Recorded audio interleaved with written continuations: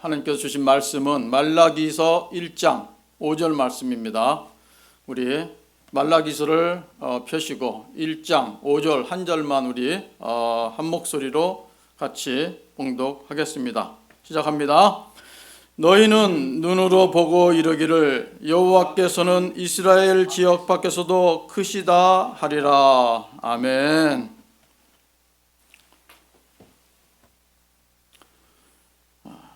그래도 유튜브가 있어서 이렇게 우리가 함께 실시간으로 방송을 드리게 돼서 너무나 유튜브가 감사합니다. 우리 한번 외쳐볼까요? 각자의 위치에서 하나님의 사랑을 키우자. 하나님의 사랑을 키우자. 아멘. 예. 근데 안 들려요? 너무 소리를 작게 하시는 것 같은데 유튜브 보시면서 크게 다시 한번 외쳐보십시다. 하나님의 사랑을 키우자. 하나님의 사랑을 키우자. 아멘. 예. 하나님의 사랑을 키우는 것은 뭐냐 하면 하나님께 모든 것을 맡기는 것입니다. 하나님의 사랑을 키우는 궁극적인 목적이 어디에 있습니까? 궁극적인 목적은 뭐냐 하면 세상을 이기는 것이고 예수님을 닮아가는 것입니다. 세상을 이기기 위해서는 하나님의 능력으로 무장해야 합니다. 하나님의 능력으로 나를 무장하는 것이 바로 모든 것을 하나님께 맡기는 것입니다. 그럼 모든 것을 맡긴다는 것은 무슨 의미를 가지고 있습니까? 무슨 의미입니까? 그것은 바로 내 생각, 내 계획, 내 삶을 하나님께 맡긴다는 것을 의미합니다. 모든 것을 하나님께 맡길 때 가장 중요한 것은 뭐냐면 내 생각을 맡기는 것입니다.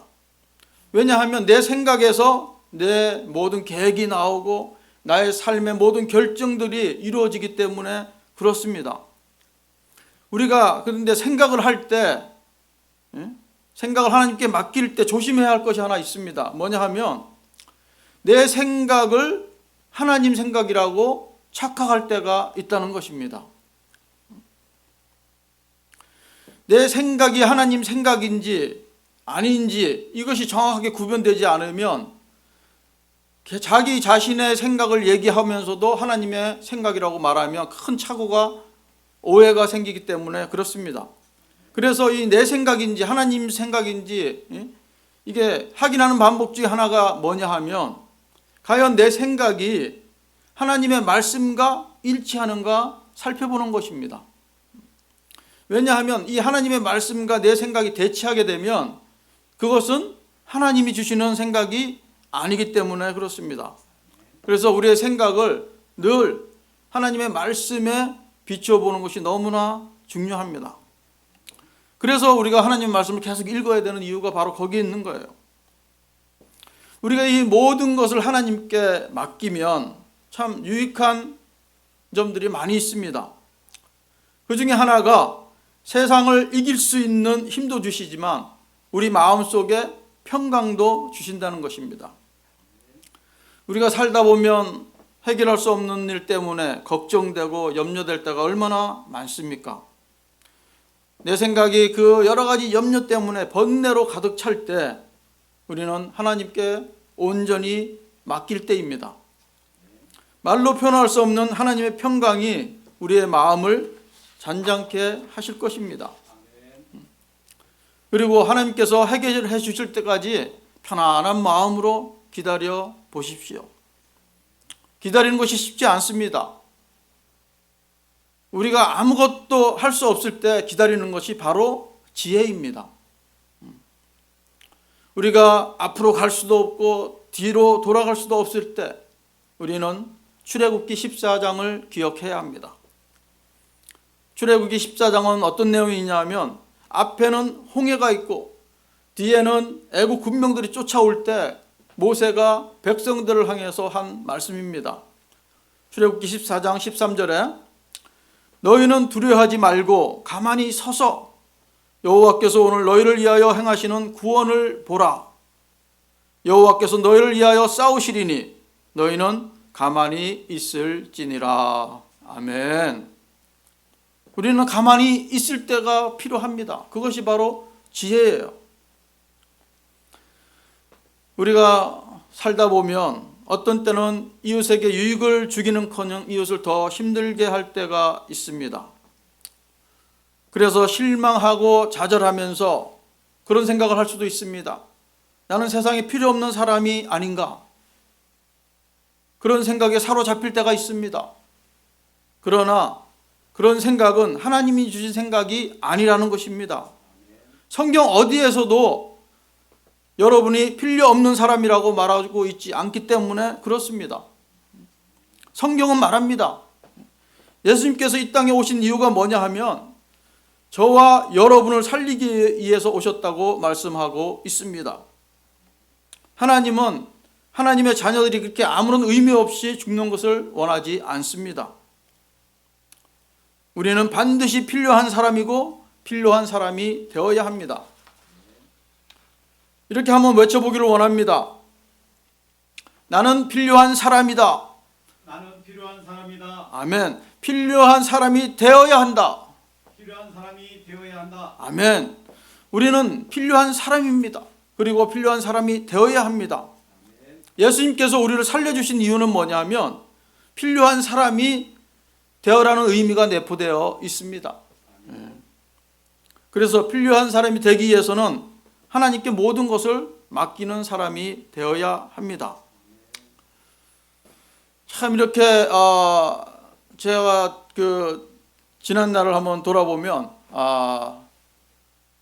저희 어머니가 한 10년 동안 중풍으로 앓아 있을 때 제가 이렇게 늘 옆에서 간호해 드렸는데 만약에 그때 우리 어머니께서 맨날 우리 아들만 힘들게 하고 나는 참 필요 없는 존재다 이렇게 생각을 하고 나는 죽어야 돼 맨날 이런 말을 하셨다면 그 말을 듣는 저는 얼마나 힘들었겠습니까? 그죠? 네. 그래도 참 이렇게 옆에서 참 간호해주고 안마해줄 때 시원하다 그러고 좋아하시는 모습을 보니까 옆에서 간호하는 저 모습이 하나도 힘이 안 들어요. 그렇기 때문에 우리는 어느 누구나 할 것 없이 그거는 내 생각이지 자녀의 생각과 부모의 생각은 그렇지 않다는 것입니다. 비록 나의 생각이 그렇다 그래도 내가 필요 없는 사람이라고 생각할 필요가 없어요. 예. 한번 외쳐볼까요? 다시 한번. 하나님께 모든 것을 맡기자. 하나님께 모든 것을 맡기자. 아멘. 하나님께 모든 것을 맡길 때 우리는 연약한 생각에서 벗어날 수가 있습니다. 그래서 여호수아처럼 강하고 담대한 믿음의 사람들이 되시기를 주님의 이름으로 축복합니다. 아멘. 자, 오늘 말씀의 제목은 뭐냐 하면 여러분의 주인은 누구십니까? 입니다. 여러분의 주인은 누구십니까?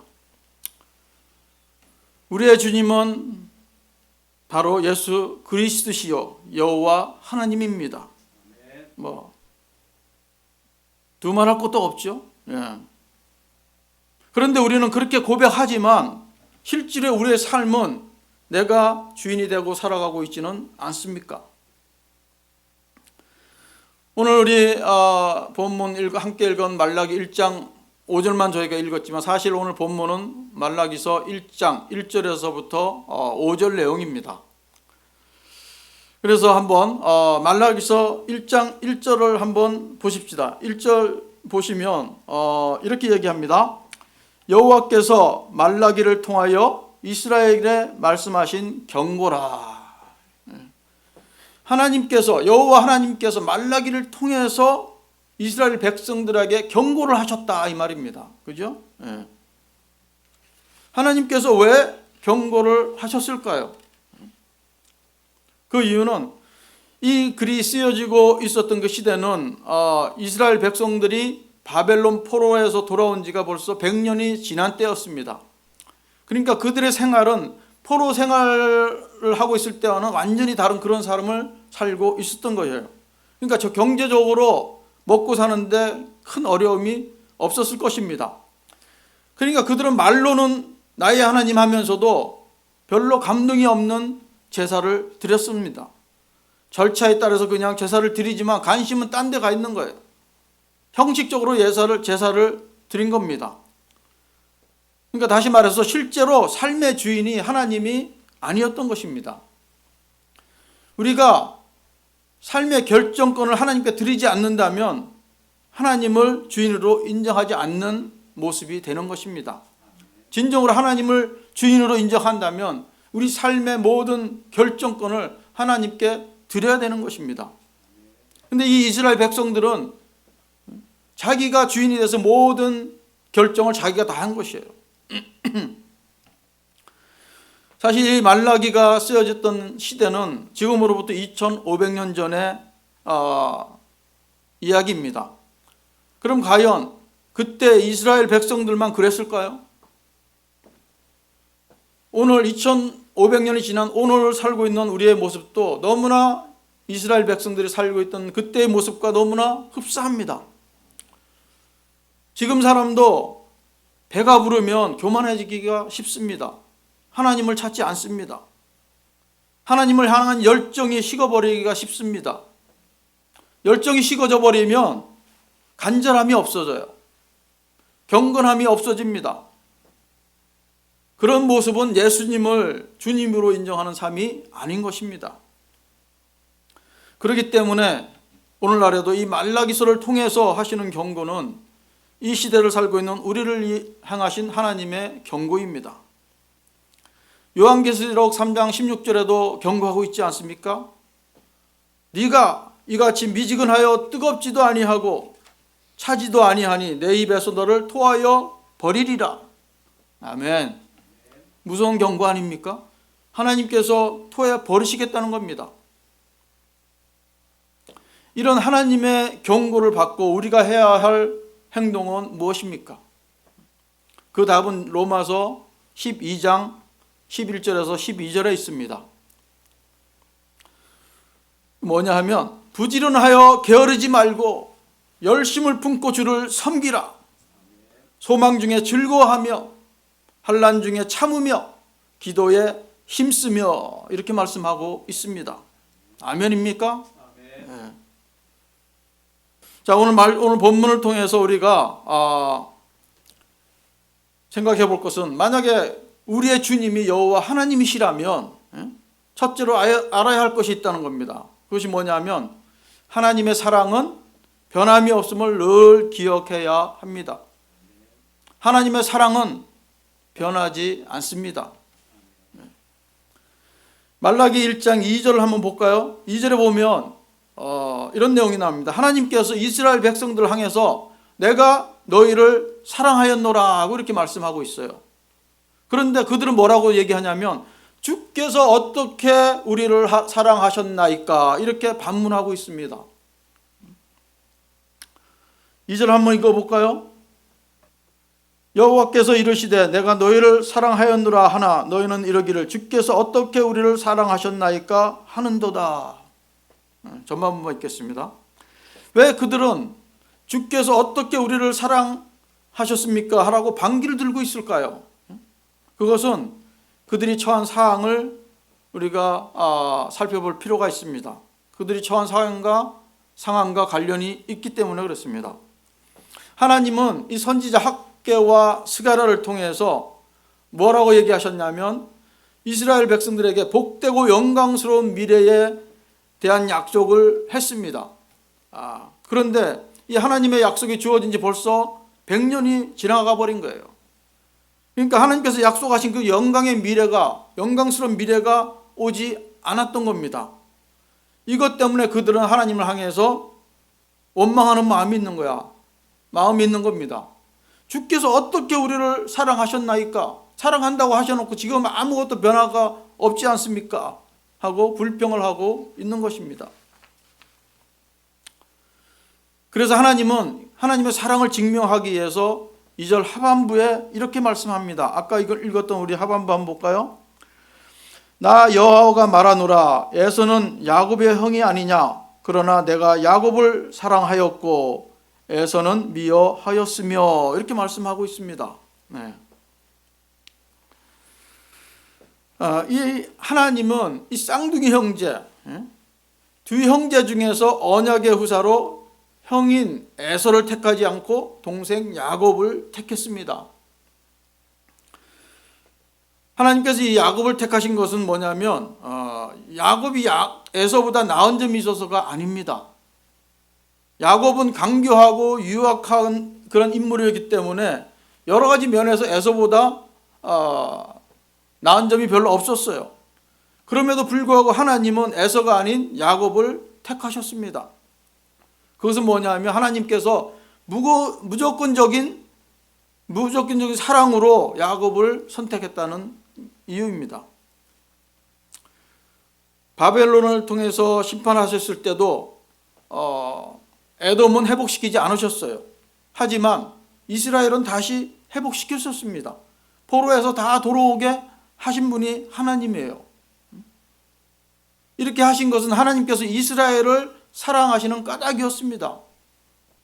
그런데 이스라엘 백성들은 이제 먹고 살기가 편하니까 하나님의 사랑을 깨닫지 못하는 거예요. 옛날 지나갔던 일들을 다 기억하지 못하고 있는 겁니다. 하지만 하나님께서는 그들을 계속해서 사랑하고 있다는 것을 지금 지난 날을 통해서 증명해 보여주고 있는 겁니다. 하나님이 만약에 사랑하지 않으셨다면 이스라엘은 그 열강의 틈바구니 속에서 살아남기가 어려웠을 것입니다. 그들이 그러한 사실을 깨달았다면 주께서 어떻게 우리를 사랑하셨나이까 하는 불평을 하지 못했을 것입니다. 하지 않았을 것입니다. 오늘날 우리 성도들도 이 이스라엘 백성들처럼 반응하는 사람들이 적지 않습니다. 오늘날에도 수많은 설교와 말씀이 교회를 통해서 인터넷을 통해서 전파되고 있습니다. 찬양 가사를 통해서 하나님께서 우리를 얼마나 사랑하시는지 고백하고 있습니다. 보여주고 있습니다. 그러나 그저 근성으로 듣고 지나치기 때문에 하나님께서 나를 사랑하지 않는 것처럼 보이는 거예요. 그러니까 감사하지 못하고 불평하고 원망하는 것은 바로 그 이유가 되는 것입니다. 하나님의 사랑을 안다면 하나님께 감사하지 않을 수가 없을 것입니다. 우리는 날마다 하나님의 사랑을 느껴야 합니다. 무엇을 통해서? 말씀을 통해서, 사람들을 통해서, 환경을 통해서 하나님의 사랑을 볼 수가 있어야 합니다. 느낄 수가 있어야 합니다. 혹시 하나님을 향한 사랑이 식어졌다든가 원망이나 불평이 있다면 우리가 해야 될 것은 지난 날을 한번 돌아보시기 바랍니다. 오늘 그것이 말씀을 통해서 주시는 교훈이에요. 자, 두 번째로 우리의 주신 하나님은 어떤 분이십니까? 하나님의 선택과 사랑은 인간의 생각을 초월하시는 분이십니다. 우리가 읽었던 2절 후반부에서 3절을 보시면 하나님은 에서는 야곱의 형이 아니냐, 그러나 내가 야곱을 사랑하였고 에서는 미워하였으며 그의 산들을 항폐하게 하였고 그의 산업을 강야의 이리들에게 넘겼느니라고 말씀하고 있습니다. 왜 하나님은 야곱을 사랑하셨고 에서는 미워하셨을까요? 왜 하나님께서 저는 사랑하고 여러분은 미워하셨을까요? 그렇게 얘기하면 잘못된 거죠. 우리는 하나님은 저도 사랑하고 여러분도 사랑하실 줄 믿습니다. 이 고대 근동 족장 시대에는 쌍둥이일지라도 형과 동생은 엄청난 차이가 있습니다. 형은 동생에 비해서 2배의 상속권을 가지게 됩니다. 그리고 가문에 상속하는 권리도 가지게 되어 있었습니다. 그러니까 인간적인 기준대로 한다면 언약의 후사는 당연히 에서가 되어야 했습니다. 하지만 하나님은 야곱을 언약의 후사로 택하셨고 그로 하여금 장자의 축복을 얻게 했습니다. 이렇게 하신 것이 야곱이 에서보다 인간적으로 탁월하다거나 언약의 후사로 적합한 인물이기 때문에 그렇게 하신 것은 아니라는 것입니다. 뿐만 아니라 에서가 팥죽을 먹으면서 장자권을 팔지 않았습니까? 그렇다고 해서 그런 행동을 해서 예수를 버리고 야곱을 택한 것은 더더욱 아닙니다. 성경은 하나님께서 이 야곱을 택하신 이유를 말씀해 주고 있습니다. 창세기 25장 23절을 한번 보시기 바랍니다. 제가 읽어 드릴게요. 여호와께서 그에게 이르시되 두 국민이 내 태중에 있구나. 두 민족이 내 복중에서부터 나누리라. 이 족속이 저 족속보다 강하겠고 큰 자가 어린 자를 섬기리라 하셨더라. 이렇게 벌써 얘기하신 거예요. 그러니까 에서와 야곱이 태어나기도 전에 하나님의 주권적인 뜻과 사랑은 에서가 아닌 야곱을 향해 있었던 거예요. 그러면 여러분 중 혹시 이렇게 반문할 수도 있어요. 그럼 벌써 우리의 인생은 벌써 다 정해져 있는 겁니까? 그건 아니에요. 예정설로 인해서 그렇게 정해졌다고 저는 믿지 않습니다. 제가 보는 거는 이거는 하나님께서 예지, 전지전능하시기 때문에 다 아시는 거예요. 그러니까 이 에서와 야곱의 미래를 벌써 다 아시는 거예요. 우리는 그것이 장차 이루어질 미래의 일이지만 하나님께서는 그것이 현재 일이기 때문에 다 아시는 겁니다. 그래서 벌써 태어나기도 전에 이렇게 말씀하실 수가 있는 거예요. 큰 자가 어린 자를 섬기게 되겠다, 이렇게 말씀하신 겁니다. 사실 인간적인 가치만으로 보면 이 강교하고 나약한 야곱보다는 에서가 하나님의 사랑을 받아야 마땅합니다. 왜냐하면 모든 면에서 에서가 더 남자답고 참 그 큰 아들로서의 듬직했던 모습들이 있습니다. 이삭은 그런 인간적인 가치에 근거했기 때문에 야곱보다도 아마 에서를 더 사랑했을지도 모릅니다. 에서는 사냥을 잘하잖아요, 그죠? 그러니까 짐승을 잡아와서 아버지한테 맛있는 음식도 해줄 수 있는 거예요. 그런데 이 야곱은 엄마 치맛복에 있어서 엄마는 잘 이렇게 도와주는데 그렇게 막 외부적으로 이렇게 활동하는 사람은 아니었습니다. 그러나 하나님의 선택은 인간적인 가치에 근거하지 않는다는 사실입니다. 하나님의 선택은 하나님의 뜻과 무조건적인 사랑에 근거한다는 사실을 우리는 기억해야 합니다. 마찬가지로 하나님께서 우리를 택하시고 구원시켜 주신 것은 우리의 인간적 가치 기준에 근거한 것이 아니라는 겁니다. 하나님의 주권적인 사랑에 근거한 것이라는 겁니다. 사실 우리 성도들 중에는 인간적인 가치 기준에 보면 어떤 면에서 세상 사람들보다 낫지 못한 사람들이 더 많을 수도 있습니다. 이런 현상은 초대교회 시대도 마찬가지였습니다. 그 내용을 우리가 짐작해서 알 수 있는 부분이 어디냐면 고린도전서 1장 26절에 보면 그렇게 말씀하고 있습니다. 이 사도 바울은 고린도교회 성도들을 향해서 뭐라 그랬냐 그러면, 형제들아 너희를 부르심을 보라. 육체를 따라 지혜로운 자가 많지 아니하며 능한 자가 많지 아니하며 문벌 좋은 자가 많지 아니하도다. 이렇게 얘기하고 있습니다. 무슨 얘기입니까? 지혜롭지 않고 능하지 않고 학벌이 좋지 않다고 이렇게 말씀하고 있지 않습니까? 그러니까 이런 사실을 보면서 우리는 이 우리를 향한 하나님의 사랑은 인간적 가치 때문에 우리를 사랑한 것이 아니라는 것입니다. 그것은 전적으로 하나님의 주권과 무조건적인 사랑에 근거한 것을 우리는 알아야 합니다. 신명기 7장 7절에도 그런 사실을 보여주고 있어요. 이 이스라엘 백성들이 자기들이 잘나서 하나님께서 선택한 줄 알고 있으니까 신명기 7장 7절에 이렇게 얘기합니다.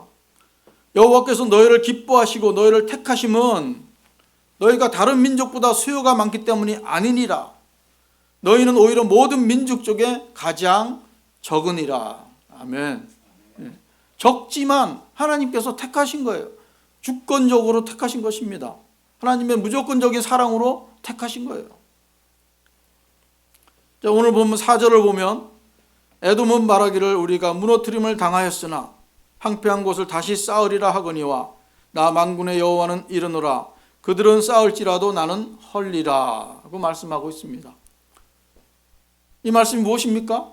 에돔이 회복을 위해서 열심히 노력한다고 하지만 그것은 허무한 것이 될 것이라고 하나님께서는 말씀하고 있어요. 다 헐어버리겠다고 말씀하고 있는 것입니다. 그러니까 주권자 하나님의 뜻을 역행하는 사람들의 참 인간적인 행사와 이런 계획들을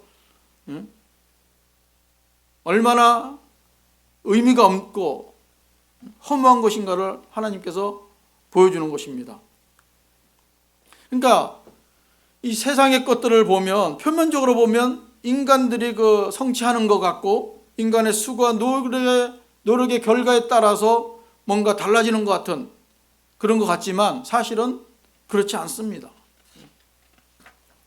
물론 인간의 노력과 수고는 분명 인간이 어떤 일을 성취하는 데서 중요한 역할을 하는 것은 사실입니다. 그러나 인간의 수고와 노력이 열매를 맺기 위해서는, 결실을 맺기 위해서는 반드시 하나님께서 허락하셔야 한다는 것을 우리는 알아야 합니다. 참 이 하나님께서 이스라엘 백성들을 향해서 하나님께서 어떻게 우리를 사랑하셨나고 반문하는 이스라엘에게 그 하시는 말씀을 통해서 우리는 깊은 교훈을 배울 수가 있습니다. 무엇입니까?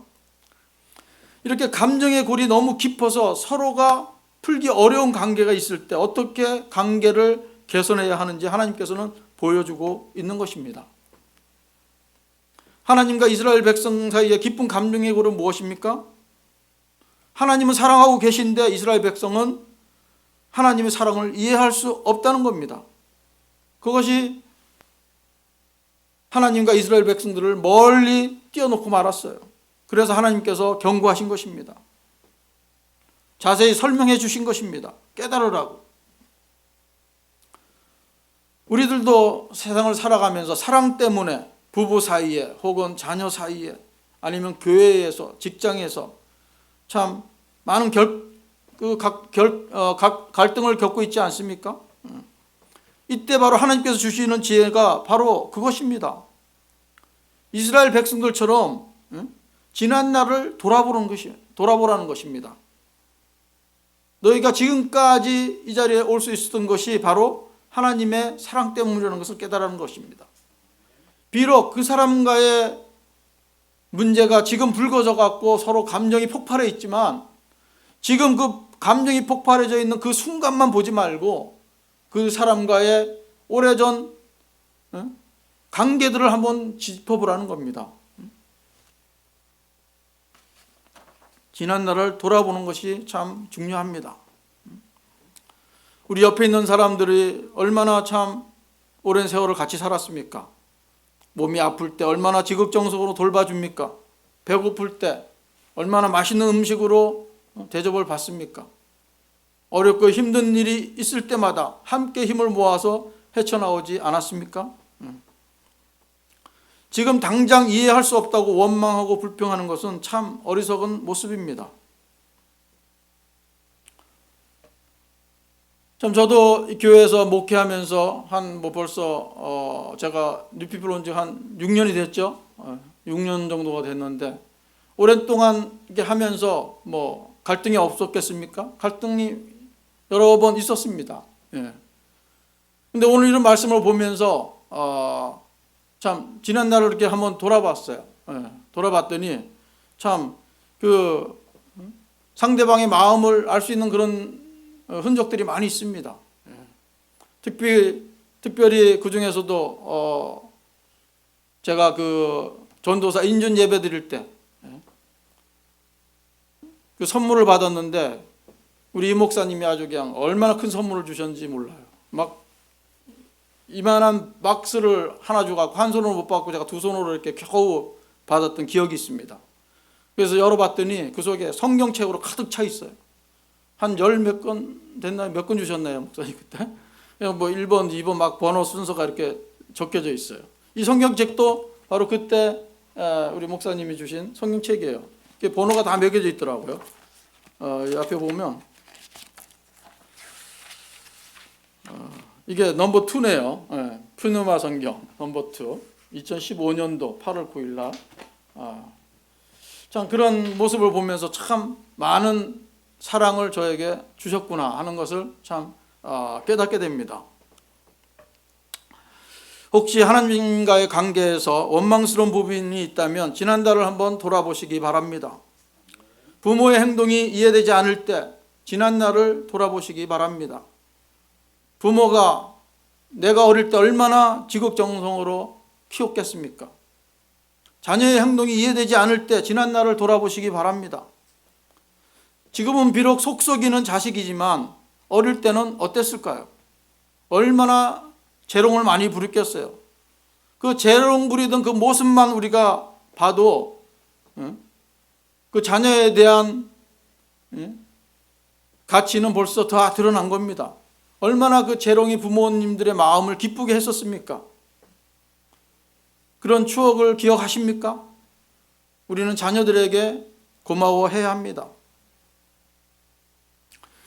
지난 날을 돌아보면 하나님께서 나를 얼마나 사랑하셨는지 느낄 수 있을 것입니다. 이스라엘 백성들의 불평은 너무나 현실에 집착한 것이 바로 문제였습니다. 바로 그 순간만 보니까 너무나 원망스럽고 불평했던 거예요. 지금 당장 하나님께서 보여주지 않는다고 원망했던 것입니다. 그런데 우리가 기억할 것은 뭐냐면 우리의 인생은 단거리 경주가 아니라는 것입니다. 우리는 멀리 보고 가야 합니다. 오늘 지금 2020년도 그 한 해만 볼 것이 아니라는 거예요. 우리는 2021년도도 있고 22년도도 있습니다. 조금 어렵고 힘든 일이 있어도 우리는 기다릴 수가 있어야 합니다. 이스라엘 백성들에게 하나님께서 원하시는 것이 바로 그런 것이었을 것입니다. 하나님께서 일하실 때까지 기다릴 수 있는 인내, 그것을 하나님께서는 이스라엘 백성들에게 요구하시고 있는 것입니다. 물론 우리에게도 그럴 것입니다. 자, 5절의 말씀을 한번 볼까요? 5절. 너희는 눈으로 보고 이르기를 여호와께서는 이스라엘 지역 밖에서도 크도다 하리라. 아멘. 이 말씀 여호와께서 보면 이스라엘 안에서도 크지만 이스라엘 밖에서도 크시다 하리라 이렇게 말씀하고 있어요. 그러니까 어떤 면에서 보면 더 밖을 강조하는, 이스라엘 안에서는 이 하나님에 대해서 그렇게 잘 모르지만 바깥에 있는 사람들이 더 소문을 듣고 더 많이 알 거다, 이런 뉘앙스가 풍기는 말씀입니다. 참 이런 내용은 참 아이러니하게도 신약에서도 마찬가지예요. 그 예수님이 가르쳤던 그 제자들, 12제자들도 있었고 또 그 밖에 많은 따르는 자들이 있었지 않습니까? 그런데 그 따르는 사람들보다도 바깥에 있는 귀신은 예수님에 대해서 더 정확히 알고 있었어요. 예수님은 예수님 제자들에게, 따르는 자들에게 계속해서 예수님이 누구신가 설명하고 가르치고 훈련시켰습니다. 하지만 그들은 잘 모르는 거예요. 그런데 귀신한테는 설명도 안 하고 가르치지도 않았는데 그들은 그냥 단번에 알아보는 겁니다. 누가복음 8장 28절에 그런 내용이 있습니다. 예수를 보고 부르짖으며 그 앞에 엎드려 큰 소리로 불러 이르되 지극히 높으신 하나님의 아들 예수여, 당신이 나와 무슨 상관이 있나이까? 당신께 구하노니 나를 괴롭게 하지 마옵소서 하니. 이게 누가 하는 말이에요? 귀신이 하는 얘기입니다. 귀신이 예수님을 보고 지극히 높으신 하나님의 아들 예수여 이렇게 고백하고 있는 거예요. 뿐만 아니라 마가복음 1장 34절에도 그런 내용이 나옵니다. 예수께서 각종 병이 든 많은 사람을 고치시며 많은 귀신을 내쫓으시되 귀신이 자기를 알므로 그 말하는 것을 허락하지 아니하시니라. 귀신을 가르쳐 주지도 않는데 귀신이 알고 막 예수님에 대해서 얘기하려고 그러니까 예수님이 말을 못하게 하는 거예요. 우리는 하나님의 자녀입니다. 예수님은 나의 주인이십니다. 우리는 예수님에 대해서 더 알아야 되지 않겠습니까? 근데 이 귀신이 우리들보다 잘 아는 것이 왜 더 잘 알까요? 그것은 왜냐하면 귀신은 영적인 존재이기 때문에 그렇습니다. 그러니까 영적인 존재이기 때문에 영이신 예수님을 바로 알아보는 거예요. 그런데 사람들은 영적인 면보다 육적인 면이 더 발달되어 있기 때문에 예수님께서 설명을 해줘도 잘 이해하지 못하는 거예요. 하나님 말씀으로 계속해서 설교를 들어도 잘 이해하지 못하는 것입니다. 그래서 우리는 예수님을 더욱 깊이 알기 위해서 영적인 깊이가 깊어져야 합니다. 그러기 위해서는 영의 양식을 자주 섭취해야 합니다. 그리고 기도를 통해서 영의 대화를 많이 해야 합니다. 그래야 나의 주인이신 예수 그리스도 여호와 하나님을 더 알아가는 겁니다. 그것이 바로 하나님의 사랑을 키우는 것입니다. 그래서 성령님께서 더욱 활발하게 활동하는 저와 여러분이 되기를 주님의 이름으로 축복합니다. 기도하겠습니다. 아버지 하나님, 은혜와 사랑을 감사합니다. 참 말씀을 통해서 참 여러 가지 문제가 있을 때에 지난 날들을 돌아보라고 교훈하여 주시니 감사합니다. 그리고 인내하며 기다리라고 하시니 아버지 하나님 감사합니다. 우리는 참 지난 날도 돌아볼 수도 없었고 너무나 바쁜 이 세상에서 지난 날을 생각하기커녕 앞일만 바라보기에 분주했습니다. 기다리기는커녕 인스턴트 시대에 살고 있기 때문에 빨리빨리 하는 문화에 너무나 적응이 되어 있습니다. 아버지 하나님, 저희들 인내하며 우리 주님의 일하심을 볼 수 있도록 도와주시옵소서. 그 주님을 계속해서 따라가는 저희들 되게 하여 주셔서 늘 주님 안에서 기쁨과 감사가 있게 하여 주시옵소서. 비록 지금 코로나 바이러스 때문에 참 절망 가운데 있고 실망 가운데 있는 많은 사람들이 있습니다. 이럴 때일수록 더욱더 주님의 말씀을 붙잡게 도와주시옵소서. 조용히 주님께 나아갈 수 있도록 도와주시옵소서. 그래서 주님께서 주시는 평강을 우리가 누리며 살 수 있도록 도와주시옵소서. 모든 걸 감사드리며 예수님의 이름으로 기도합니다. 아멘. 부르신